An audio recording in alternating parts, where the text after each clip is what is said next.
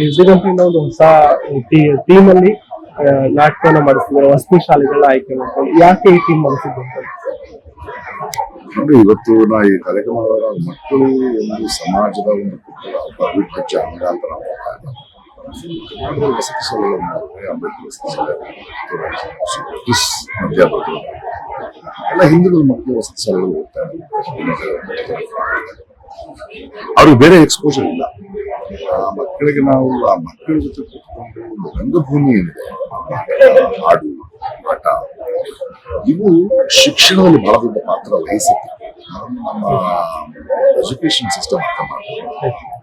So ಈ 6 ತಿಂಗಳಲ್ಲಿ ನೋಡಿ, ಈ 6 ತಿಂಗಳು ಒಬ್ಬ ನಿರ್ದೇಶಕರನ್ನ ಅವರನ್ನ ಒಂದು 1 ತಿಂಗಳು ಟ್ರೈನ್ ಮಾಡಿ ಮಕ್ಕಳ ನಾಟಕಕ್ಕೆ ಬೇಕಾದ ಪಠ್ಯಗಳು, ಮಕ್ಕಳ ನಾಟಕಕ್ಕೆ ಬೇಕಾದ ಹಾಡುಗಳು, ಆಲೋಚನೆ ಮಾಡುವಂತಹ, ಯೋಚನೆ ಮಾಡುವಂತಹ, ಮಕ್ಕಳಿಗೆ ಹಸು ಜಾಸ್ತಿ, ಆ ಗ್ರಹಿಕೆಗೆ ಬೇಕಾದ ನಾವು ಕೊಡಬೇಕು. ನಾನು ಯಾವಾಗ್ಲೂ ಹೇಳ್ತೀನಿ, ಹೊಟ್ಟೆ ಒಂದೋ ತೂಕದಲ್ಲಿ ಹೊಟ್ಟೆ ಕೆಡಿಸ್ಕೋಬಹುದು, ಬಟ್ ಹಸು ಕೆಡಿಸ್ಕೋಬಾರ್ದು. 6 ತಿಂಗಳಲ್ಲಿ ಒಂದು ಶಿಬಿರ ಮಾಡಿದ್ವಿ ಆ ಮಕ್ಕಳಿಗೆ. ನಿರ್ದೇಶಕರು ಹೋಗಿ ಬೇರೆ ಬೇರೆ ಹಾಡುಗಳನ್ನ ಮಾಡ್ತಾ ಹೋದ್ರೆ ಮಕ್ಕಳ ರಿಯಾಕ್ಷನ್ಗಳು ನೋಡುವ ನಮಗೆ ಕ್ಲಾಸ್ ರೂಮ್ ಬೋರ್ ಆಗ್ತಿತ್ತು, ಇಂಟ್ರೆಸ್ಟಿಂಗ್ ಆಗಿದೆ. ನನ್ನ ಕನ್ನಡ ಭಾಷೆ ಬೇಕಾಗಿದೆ. ಒಂದು ಪಾತ್ರವನ್ನ ನಾನು ಅರ್ಥ ಮಾಡ್ಕೊಳ್ಳೋದಾಗೆ ಒಂದು ಪಾಠವನ್ನ ಹೇಗೆ ಅರ್ಥ ಮಾಡ್ಕೊಳ್ಳೋದು ನನಗೆ ಗೊತ್ತಾಗ್ತದೆ. ನಾನು ಯಾರ ಜೊತೆ ಮಾತಾಡ್ತಿರ್ಲಿಲ್ಲ. ಅವ್ರ ವಸತಿ ಶಾಲೆ ನನಗೆ ಅಪ್ಪ ಅಮ್ಮ ಇರಲ್ಲ, 1 ವರ್ಷ ಅಲ್ಲಿ ಇರ್ಬೇಕು, ಬೇರೆ ಎಕ್ಸ್ಪೋಸರ್ ಇಲ್ಲ, ಬಂದ ತಕ್ಷಣ ಇವ್ರ ಜೊತೆ ಬೆರಿಬೇಕು ಅಂತ ಗೊತ್ತಾಗುತ್ತೆ, ಎಲ್ಲರೂ ಸೇರ್ಬೋದು. ಈ ತರದ ಒಂದು ನಂಬಿಕೆಯನ್ನ, ಒಂದು ಹೊಸ ನಾಟಕಗಳನ್ನ, ಹೊಸ ರೀತಿಯ ಗ್ರಹಿಕೆಗಳನ್ನ ಮಕ್ಕಳಲ್ಲಿ ಬೆಳೆಸೋದು ನನ್ನ ಜವಾಬ್ದಾರಿ.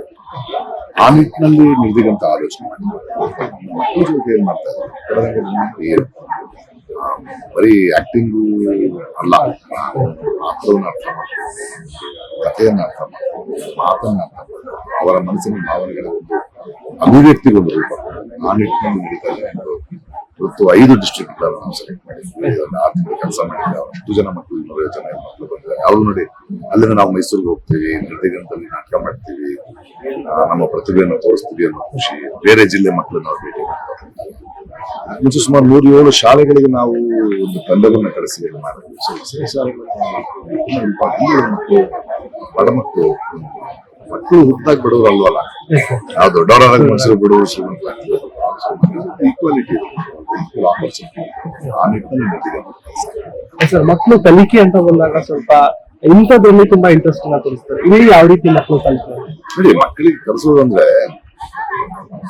ನಾವೇನ್ ಕಲಿಸ್ಬೋದು, ಕಲಿಯೋದ್ ಗುಣ ಹೆಂಗ್ ಕಲಿಸೋದು ಅವ್ರಿಗೆ, ಅದನ್ನ ಅರ್ಥ ಮಾಡ್ಬೋದು. ಸುಮ್ಮನೆ ಬೋರಿಂಗ್ ಪಾಠ ಮಾಡ್ತಾ ಇದ್ರೆ, ಒಂದು ಮಗು ಹೇಳ್ತಾ ಇತ್ತು, ನನಗೆ ಹಾಡೋದ್ ಬಹಳ ಇಷ್ಟ ಇತ್ತು, ನನಗೆ ಹಾಡಿದೆ, ಹಾಡಿದ ತಕ್ಷಣ ಎಲ್ಲಿ ನಮ್ಗೆ ನೋಡಕ್ ಶುರು ಮಾಡಿದ್ರು. ಇನ್ನೊಂದು ಮಗು ತುಂಬಾ ಕೋಪ ಮಾಡ್ಕೊಳ್ತಿದ್ದೆ, ಅಮ್ಮನ ತೊಂದರೆ ಕೊಡ್ತಾ ಇದ್ದೆ, ಜಗಳ ಆಡ್ತಾ ಇದ್ದೆ, ಬಟ್ ಎಲ್ಲ ನಗ್ತಾ ಇರೋದ್ರಿಂದ ನಾನು ಅದನ್ನ ನಿಲ್ಲಿಸ್ಬೇಕು ಅನಿಸ್ತು.